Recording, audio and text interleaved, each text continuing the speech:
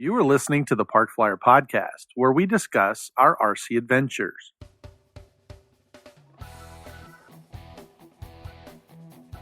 Welcome to the Park Flyer Podcast, where we discuss the ups and downs of the new RC Flyer. Join your hosts, Michael and Jay, as they take flight at the park. Now on with the show. Hey, everybody. Welcome to the Park Flyer Podcast. I'm Michael from Arizona, and with me always are my good friends. Jay from the hills of Texas. And Shannon G and Mesa AZ. And we would like to wish you all a happy Halloween. Spooky. And we're spooky. We are all dressing up on Halloween as RC pilots, in case you're wondering. Bad RC pilots, because I'm a good one. Bad RC I'm pilot. a bad one. That's right. I know, right? Actually, I got a sexy RC pilot costume. Well, I'm not going to share it here. There you go. We're going to pass. Okay, yeah. I was just you can say that for someone else. Just kind of imagine what that would look like, and I just don't want to know. Jay's like, I'm out. That's fine. I like it. You never know. Yeah, you never know. And that's what I'm fearing. That scares me the most. They'd be like, "Hey, Ooh, I like your digs." Hey. Anyway, once you go RC, you know. That's right. Wow, we aren't even in the first minute of this, and it's already gone downhill. So that is terrible. So, well, our last episode left off with most of the best in the West stories, but we did say, what's that? It was a cliffhanger. It was a cliffhanger. We were got to the end of our podcast, and we were just about to hear from Shannon, because he was at the Scale Masters, U.S. Scale Masters. Okay, U.S. Scale Masters, and it's held a couple times a month, and I think they've done it twice already at your club, right? Yeah, well, it's a couple times a year, I should say. And I gotcha. The championship, just by chance, was at our field 2 years in a row. But usually it moves around. Perfect. Well, excellent. Well, it's always exciting. Unfortunately, I was indisposed. I had to go to work right after the my event, so I was unable to attend. But you got to compete again. I think you have this. You had a new entry this time, though, right? Yeah. My intention originally was I was going to fly the Turbo Duster, the big one I'd gotten that I put in, and that's it. I couldn't quite get everything ready on it that I wanted to.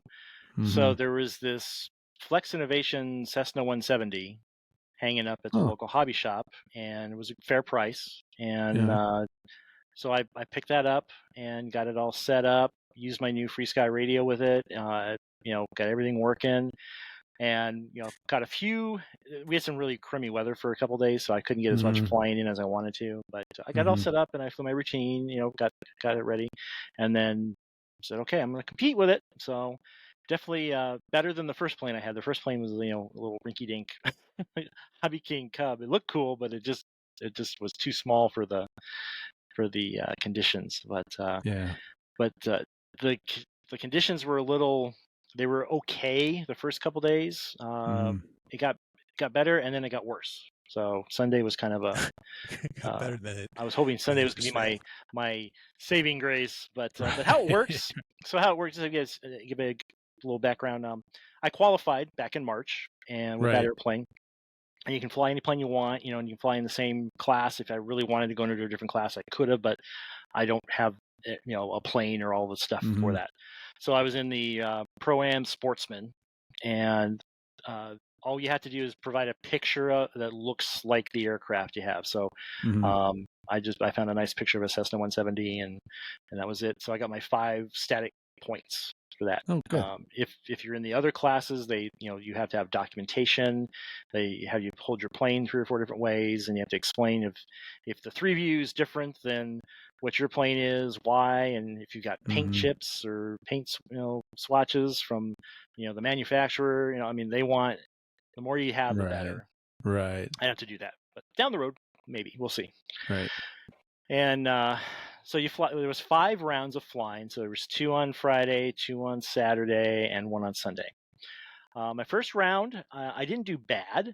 I did much better than I did the first time I flew back in March. My routine, the first time you get up there and you don't know exactly what the judges are, how they're going to go, grade you or anything. But so I'm doing my routine, and then Matt Ventura, one of our longtime club members, he was my caller, so he would call out the maneuvers for me, and he did a great job. He couldn't do it on Sunday, which was kind of a bummer, but he was supposed to compete as well. Him and one of our other club members, Gary Bailey, were going to compete in team scale. But Gary had a medical emergency. His family did. So, and then Matt couldn't get the plane started, and it was just, so I felt bad for Matt. So he just kind of hung out all weekend. But he was great to call. So I really appreciate Matt for calling for me. Well, good. Tim Dickey, who is a big part of it now, he was the contest director. He's from our club, and he's really into scale now. He's actually on the 2024 FAI US team. Wow. Going to compete internationally, so that's a big deal.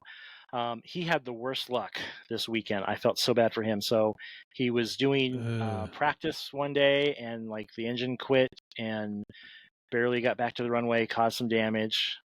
Then the next day he comes in, he lands and just bounces it and just tears the heck out of his PT-23. And then once he spent 9 hours, like all night, fixing it, and then it wouldn't start the next day. Yeah.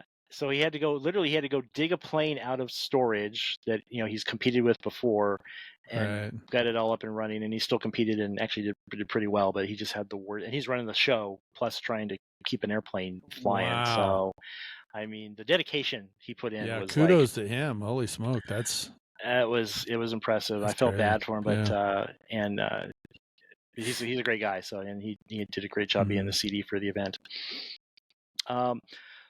So I flew my first 2 rounds. I did okay. Actually, I did better each round. So I think as far as I can tell. And then there was 4 people in my class. I'm in sportsman, and one of them was my good friend Ray Hoffman. He flew in from Washington and borrowed a friend's plane, and they couldn't get it running the first day. So he basically scratched the first 2 days. And how it works is they go off your top 3 scores. So basically he scratched the first 2 days. So I was like sitting in second place. After Friday, I was like, I'm doing good. Yeah. But there was a new guy, a guy named Alan from Oregon. It was his first competition, and he was killing it. He's flying a Hangar 9 Super Cup. Okay. Like a gas powered one, but just flying, it's flying really, really nice and good looking plane. So there was a couple of guys, and I was the only electric. That's the funny thing. I was the only electric plane. Everything else was gasser, and there was one turbine. There was one jet and one electric. Wow. When it came down to the awards, I'll talk more about that later, but this is just funny. So there's an award for best multi-engine. There wasn't a multi-engine. If I had picked up, which I had thought about, the E-Flight Beechcraft D18, I would have got best multi-engine. There you go. R fell out of the box. I was like, oh, that's man. funny. Because I was actually like looking at that, like, oh, I could fly that. I know I could fly that in competition. Yeah. But so it was it was interesting to have to deal with, I think the judges were great, and they were, I think they were fair for the most part. There was only one, I think it was my third round. I think it was the first flight on Saturday. So you do routine, and you do the exact same routine. You do 10 maneuvers. Mine's takeoff, land, a fly pass. You just fly past, kind of scale. And it was a little breezy, so I probably drifted towards the runway. So I came over the runway. We're supposed to stay over the berm, like, you know how like the dirt area out there, our field. So I drifted over, and the guy even said, runway incursion. Oh yeah.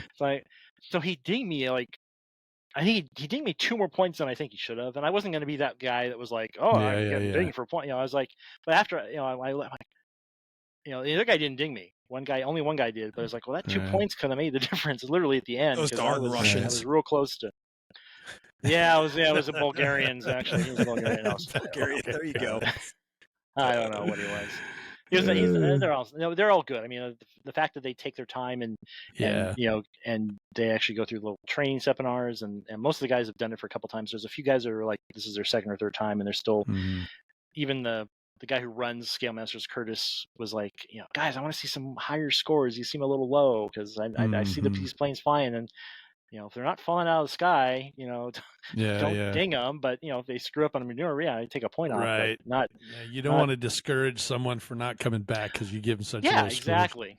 And there was, there's some people complaining about something. I forget what. Oh, the way the order was of the judges, it was something weird. Like not everybody got like a rotation of the judges the exact same way.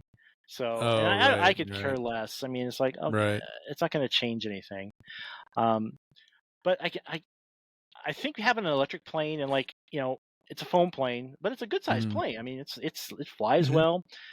But the thing with foam, it's like, you can fly it like perfectly scale, kind of right on the edge of what's good. And then if you even give it just a little too much, juice, it's a rocket ship, and it's like, okay, you're going way too fast.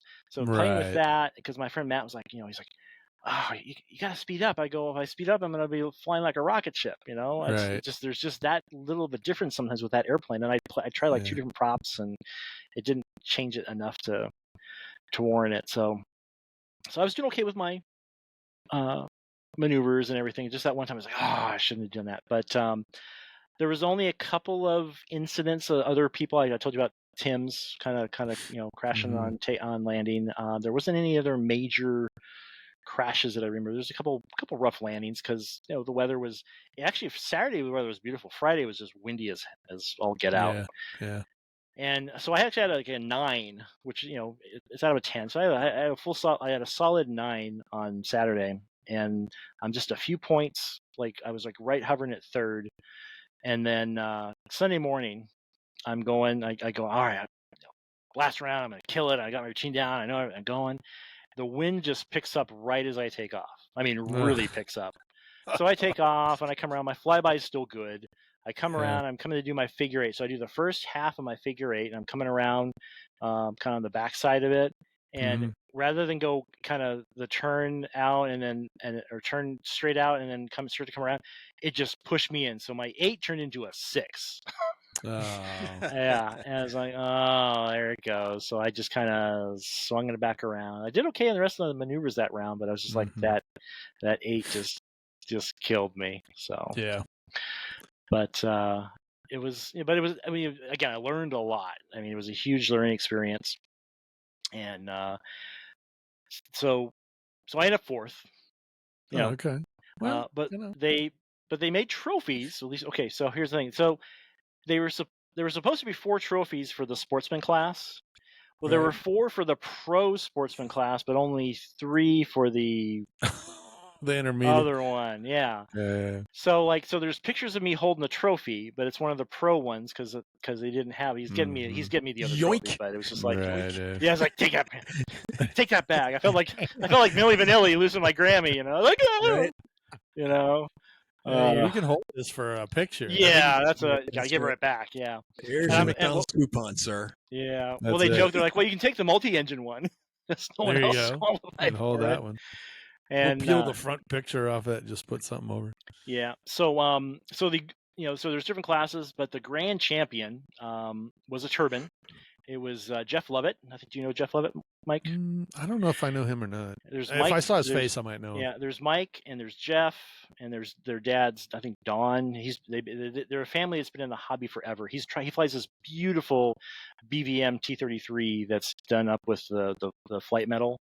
So he got almost nearly perfect score on static, and he flew that thing on rails. Of course, it's a T-33. You can't. Yeah, sure. You can't mess it up. Right. If I had flown, if I had an EDF, that I knew could take the time, I probably would have done better because I think I just fly EDFs better. Right. Not that I flew bad, but it was just like, oh man, I just know because I've flown I can fly like half the routine with my E-flite F4 because I would practice doing that sometimes, and then I couldn't quite get around to the touch and go, and then a missed approach. It'd be my missed approach would turn into my mayday, I gotta land. So right. So I'm realistic. So I'm thinking, yeah.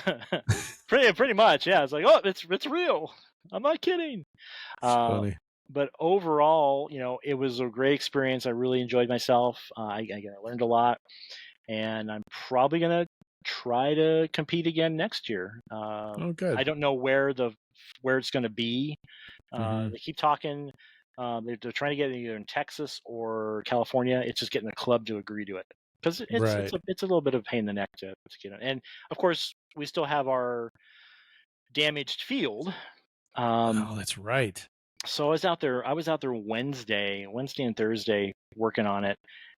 We got. I felt like Scotty on Star Trek. I was like, I need more time, Captain. I'm getting it off you got, Captain. Right. So I'm working on getting the electrical partially working just enough that we have juice. We had the generator working, and we were trying to figure out, we're tracing all the lines, and we kept popping, this one breaker. Okay, well, what's on that breaker? So we're tracing all the lines there. All right, that's there. Okay, so we're like, that one's done. Leave that one out. And so I got it where we had the lights over the picnic area because we had to have our banquet there, which was really nice. They had the people who brought it. That was good. So we had our banquet there, and I got half the outlets working on the west end, and then we just ran a line over to the east end with a bunch of extra extension cords. Yeah, only a couple, but so it wasn't that. We just put some tents up over there. There was plenty of room for everybody that was there, and it worked out. But it was it's kind of embarrassing that we didn't have, but it's being fixed. It's going to start. Yeah, but you can't control the weather. I mean, yeah, and that was pretty severe. So not much you can do. No one really complained. Yeah, about that. Well, in fact, they understand. No one really complained about anything other than me complaining about my 2 points. Yeah, but you got runway incursion. Yeah, runway incursion, because I heard the guy say, I was just like, whoa, okay. Poor me. That's terrible. Yeah. I would have just turned around and looked at him and said, you know what you're talking about. Yeah. But that I was telling you about that new guy in my class, Alan, he actually wound up winning the sportsman class. And I guess he flew that. It was great. I was glad. I talked to him. He's a real nice guy. Everyone's helpful, and there's no attitude. Everyone's just I was getting a little kudos. Oh, hey, I don't care if you're flying an electric plane. You're here, Yeah, sure. It was fun. Very nice. So I'm thinking either a bigger, if I can get a turbine. I'm almost thinking time to jump to turbine for this. I really am thinking about it. Yeah. Well, I have one in the box. I have one in the other side. It's got to be scale. Can't be a that one's ready to be scale. That's an F-18. That's a Tamshed F-18. Oh. It's big though. I know. It's big. No, I mean like that T-33 that he had, something like that would be. Yeah. Or like a Viper, something. Yeah. Or L-39. Or L-39. Can I just fly L-39? L-39 would be better. Yeah. Yep. Well, I kept asking. I pushed this around to everyone I knew there. I'm like, well, there's team scale, and that's where one guy builds it and one guy flies it, and that's what Matt and Gary typically do. There weren't a whole lot of team scales, so I kept floating the idea. I'm like, okay, I go, Matt, you're used to team scale, so why don't you buy me a new jet, and then I'll fly it. He didn't go for that? No, he didn't go. I couldn't believe it. I'm like, wait till I see him. I'm just gonna give him a piece of my mind. Some guys. And I asked a couple other guys. I know. I was like, really? I was like, it's perfect. I mean, I know. I'm a good pilot. There you go. That's win-win. It is a win-win. You buy me a jet, I'll go fly it, and build it for me too. Yeah, exactly. Right. That's the whole. Chop. That's all about team scale. So. In Jay's case, you got to grow the tree first, though. Yeah, we're a team. There's no I in team. Yeah, that's right. Plant that tree. Grow the tree, cut the wood, build the plane, and then I get to fly it. Yep, that's it. Yeah, that is hilarious. Hey, so Shannon, you were talking about the planet even, and then we'll go there. There you go. So Shannon, you were talking about in order to get certain points that they actually go and if you have to get the manufacturer's paint on the plane, or whatever plane that you have. Yeah. So if you're when you present for static display in the higher echelons, you provide pictures of the exact aircraft you're modeling it after. So it's got to be a real flying aircraft. Sure. I'll give you a perfect example of where someone, Matt Ventura, the one I was telling you, even though he didn't fly, he still had them do the static because he just wanted to make sure, see where he was. So he modeled that plane after one of our local club members, Austin Goodwin's real airplane. It's a I think it was a Piper Cherokee. Right. So he got the same color paint that was on the plane, but he didn't actually put like a swatch or a chip in his stuff. But he said it's the same paint, exact same colors. He 3D printed like the antennas. Like there's a little step that Austin added to make it easier to get on there, and he put that on there. But on his 3D picture, it didn't have that little step, so they dinged him for that. So and if you turn that plane a certain way, like the paint, it's like a gold metallic paint, it changes color. So they dinged him for the color not matching, even though in theory it's the exact same paint, but he couldn't show it was. So yeah, it's like Tim Dickey on all of his planes, like he has like basically the color number of it and shows like where it's at on the plane, like roughly. Right. And then if there's any deviation, like if there's something like it's like you say like deviation, I have an extra step here because that's what this real airplane has, but the 3 view doesn't. You have to put like document what is and isn't the same on that airplane. Right. Because I was thinking so they look at it from. Yeah, I was going to say, I was thinking that if you have a paint, let's just say the example you gave where it was color shifting. And if I was able to replicate that, but I didn't use their paint, it seems like I'm still within, to me, it seems like I'm still within the vein. As long as you're sane. Right. So if I say, is not, actual paint on plane, but does have, color shifting, the same color shifting, features, properties. Properties. Thank you. Yep. Properties, all that kind of stuff. I would still get credit for that, or I'd get dinged because I didn't actually use the paint. No, if it represents what you're presenting, that's what the documentation. So it doesn't. You don't have to have the exact same paint per se, but as long as the color is pretty darn close that, and you've documented what that color is, then they're going to be okay. Unless for some reason they just there's some guys that know I swear they know every paint code there is on a model aircraft, but they're like, that, or just how something's cut, how the wing root is. If it's like even a little bit off, they get that granular. But if the more you can show that it's as close to the real aircraft and you spent the time putting it there and you document it, you'll get your point. So there's a few people that they'll get like 99 points. Like, let me give you an example here. I got the scores right here.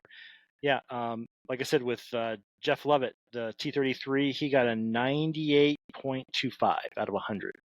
Wow. Gotcha. The highest static score, though, was Tim Dickey, and he got a 99. Look at that. 1 point off. And that's for that PT-23 that he flies. Right. He actually has a 5-cylinder radial engine. He had the heads made so it says Continental on them. Oh, wow. Yeah, I mean he's gone all out on that plane, but then he couldn't get it to start, so he could fly it, or he could he flew it like once, and then he got the static. But yeah, so it's pretty crazy what they could do for that. Yeah, I'm trying to think. Was there any other high statics? No. I'll give you another example of a plane though that somebody came out with that they just weren't quite up to par. Arthur Gambino. I do, yeah. Yes, you do. So he brought out this beautiful, where's he at here? It was a Piper J4, like the side-by-side J4. Yep. Beautiful giant aircraft. Flew well. He had smoke, Yeah. But it's not. He had his pilots were Teddy Roosevelt. I say Theodore. No, FDR. Yeah, it was FDR and Eisenhower, and they looked like beautiful aircraft, but it wasn't scaled to a real aircraft. He took a picture. Right. He had pictures of a real J4, but it wasn't that J4. Right. So he didn't. he didn't match them. Right. And I don't think the J4 was. You typically had smoke unless it was on fire. Right. Now if you're flying like an aerobatic plane and they use smoke, Right. like yours do in real life, Mike, Right. Yeah. that's perfectly fine, but it didn't help him. Right. So Shannon, I got the perfect plane for you. What's that? Time.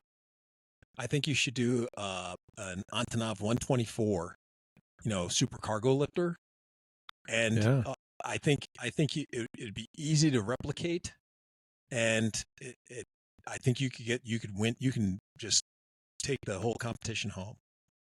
I would get multi-engine and turbine. Yep. Well, you don't have to do it, and you wouldn't have to fly it because you're buying it for me, right? So it's team scale. Yeah, that's it. It's team scale. You're buying it, and you wouldn't have to fly it because you could say Russians ran out of parts, and the current one isn't flying either. No, so you gotta fly it. Well, kind of on that theme though. I got to fly. I got to fly on that aircraft when I was taking a satellite and we were launching it in Russia.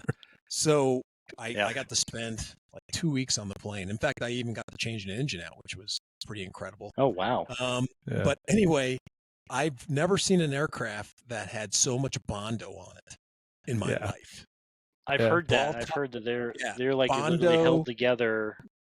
It had ball tires. I've never seen ball tires on an aircraft as much as I did on this one. Bolts, things missing. I was just amazed that plane was allowed to fly. So my point is, you can get a model, just slap on some Bondo, just slap it all over the plane, sand it off, and it'll look like crap. You can go, hey, this is representative of this aircraft, yada yada. This is it. Jay's got a picture. He flew on it. It's right here. You just pour oil. You can pour oil all over the engines. You just pour oil underneath it. You just oil everywhere. Throw dirt all over when it starts up. Oh my gosh! Although it'd be easy to replicate the aircraft, I had to say that particular plane. Little side story. It was amazing because of just what it could do and what how much weight it could lift. But like I said, I helped who I am not an aircraft mechanic, helped the guys who were flying with us replace an engine. And but I know a little bit about the aircraft maintenance stuff. So I'm on there and I'm watching. I'm like, oh, hey, so where are the torque wrenches? Because we're going to put this thing back in. And I'm like, okay, what torque do we need? And the guy's like, torque. What is this torque? And I'm like, well, torque wrench. And I'm trying to explain what a torque wrench and stuff. And he goes, no, Yuri, come here. And he comes over. This little guy Yuri comes walking over with a socket head wrench, and they put it on the bolt. And they get a rod and they put it on the end and they go 1, 2, 3, it's good. And I'm like, oh, okay. And then I go, okay, well, what about the safety wire? You're gonna put a safety wire through the you screw down the nut and then you put a safety wire through the hole and then you wrap it up. And they're like, safety wire. What is the safety wire? And I'm like, oh, you wrap the thing. And he's like, no. I mean, Yuri, we get the torque. We don't need safety wire. And I'm like, wow. Now, and so the only thing I started getting a little nervous after watching these guys kind of put this, taking this thing apart and put it back together. And I said, you're flying with us, right? And the guy goes, oh yeah, we're part of the crew. We fly with you guys all, And I'm like, okay, well then that's good. Yeah, that alleviates some of my fear because you're you're coming with me and you put this thing back together. But we took the engine down. It had a little built-in hoist to pull the engine down. It was like working on your lawnmower, for a multi, thing engine. I was just amazed at how easy and quick we were able to swap out the old motor for the new one, hoist it back up into the aircraft. That part was really amazing. Just the engineering, how they had it so that, I mean, you didn't have to have any power tools. Because that was the next thing. I was like, hey, so where's your impact wrench? Where's your? They're like, oh no, here's the wrench. And I'm wow, like, oh boy. Everything was hand tightened and put back on the plane, and it flew great. Yeah. Well, I could probably do like the Antonov, the ANT-2, the Colt, the biplane with the radial engine. Right. Because I've seen those same thing. It's like they're just knowing that as long as the engine starts, it'll fly. That's it. That's pretty much, and the cables are connected. It'll fly and it'll stay in the air. and and even if it runs out of gas, it'll stay in the air for a little longer than Yeah, exactly. because it's a biplane. Right. But we had a guy with a Yak 50. I used to own a Yak 55 and competed in it. Is, a Pinto? We had a Yak 55 at a contest. The Navy's were looking at them but for I heard the story that the guy stepped on the trainer brakes back and in went off the back end, in the and it And they made dinged like his prop, 13 so of it them. split the bottom of the prop. And then and same thing, he was all upset. He's Yeah. going to have to, I can't fly. yeah, And the Russian guy walked over and says, "No problem," and he grabs a hacksaw and just cut that part off of the prop. yeah. So now the prop is 2 inches shorter. And he goes, "Oh my gosh, you just cut 2 inches off the prop." He goes, "This thing's all out of balance." And the guy goes, "Ooh, yes, you are correct." So he pins it around and cuts 2 inches off the other side of the prop. Goes, "Okay, right. good to go." He didn't think anything of it with a hacksaw. He just hacked it off. Just took his pencil and just hacked it. So, those airplanes are pretty funny. Yeah, that's definitely a Russian mentality when it comes to stuff like that. When we were over there doing the stuff for the rockets and stuff, we were taking the satellites, sticking on their rockets, and launching it. So one of the problems was you have to bring a cable that hooks into the satellite so you can get your data back and stuff. And they showed up and they go, "Okay, we have 100 feet of cable. The gantry's 120 feet high, or 110." Because it has to go around and follow the thing up and go, how those things go up the elevator shaft, go across, come around, da da da da. Well, we're short, and they're like, "What are we going to do? That we don't have enough cable?" And the Russians are like, "Yeah, no problem. This happens all the time. We fixed." And we're like, "Oh, how are they going to fix this?" So they cut a hole, into the launch gantry, straight down. So it was just a straight shot up, and then it hooked into the satellite. And I'm like, "Oh, hey, I'm like, hey, that's the way to get it done." You just cut through the floors and just get the wire. Well, our OSHA guys that were with us, those guys were as white as a sheet. They were just like, "You can't just be cutting into a gantry. Nobody knows that hole's there." So, so here comes this other part of the story. So, so you have this launch gantry, and it's kind of like a C, goes around the rocket, and at each end, on our stuff, they usually have a safety chain. Well, the Russians didn't have this safety chain. And so we're having this meeting. It's on a Friday. It's like the end of the day. Everybody's ready to, start drinking, just getting out of there. And the safety guys, "Hey, well, we came up and we mentioned this thing about, you guys don't have this safety gate." And they're like, "The safety gate? What safety gate?" And they're like, "Well, so you just, the gantry just ends and you could just walk off of it." And they're like, "Yes, and you would die." The guy goes, "That's exactly right. You would die."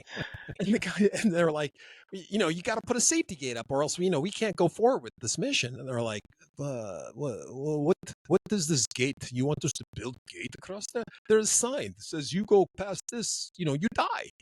So you go past it, you die." And the guys are like, "Oh, we can't have that. That's unsafe. You got to put something up and blah blah blah blah blah."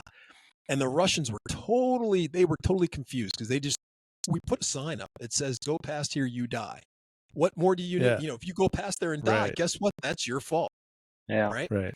And so they could not understand having the safety chain. That's what the guys were very specific. It has to be a safety chain.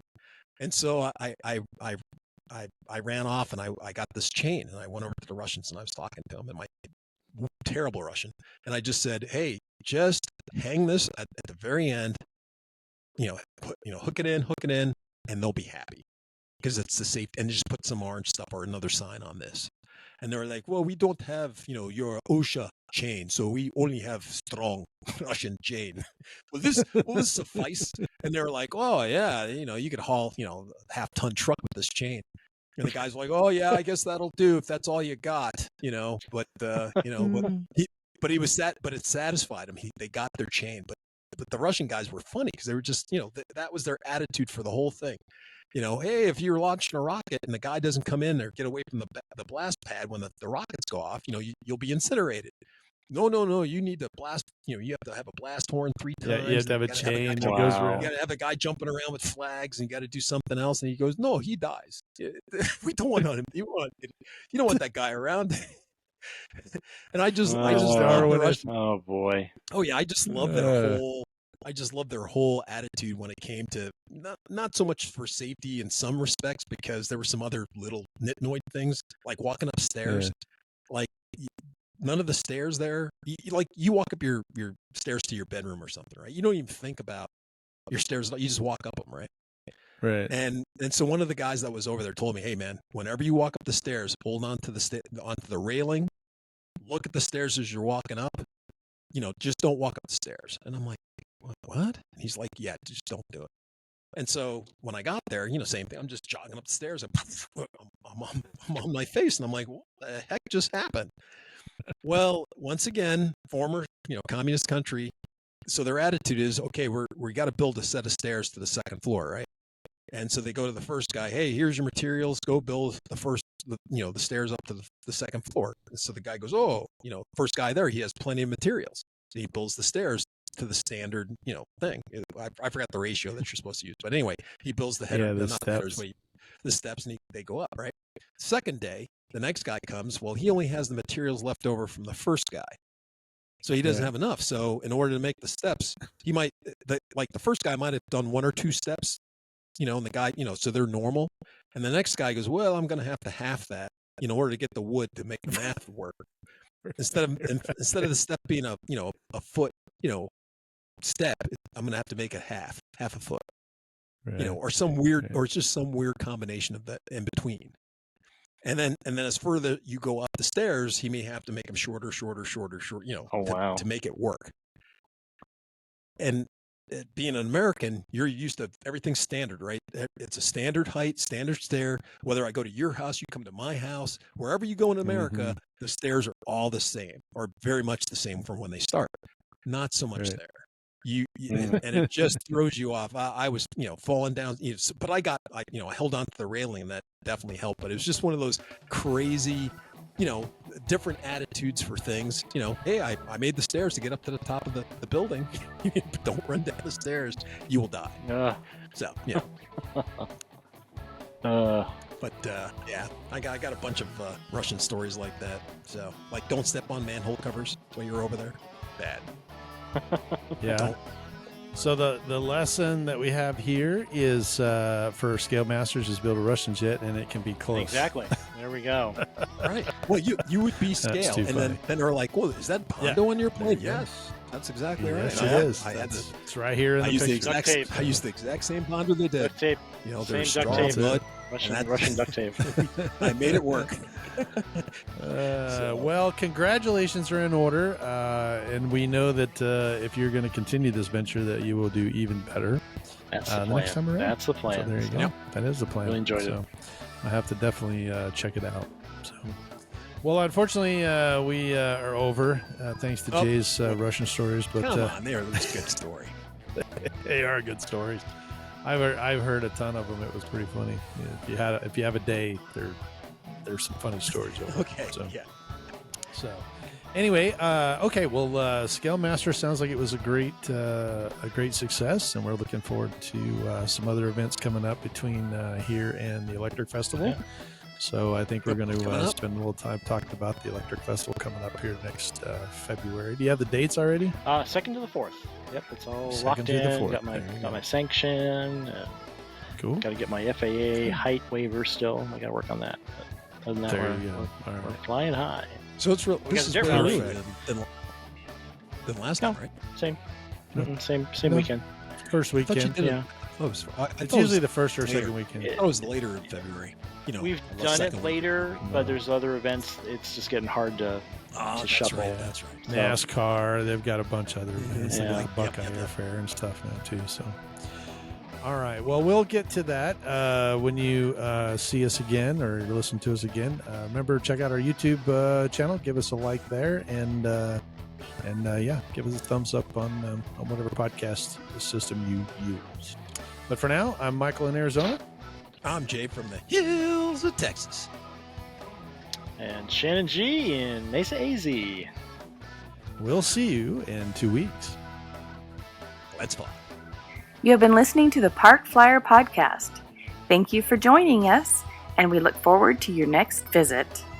Please give our show a star rating and review, And feel free to email us your questions, topics, or suggestions to parkflyerpodcast@gmail.com.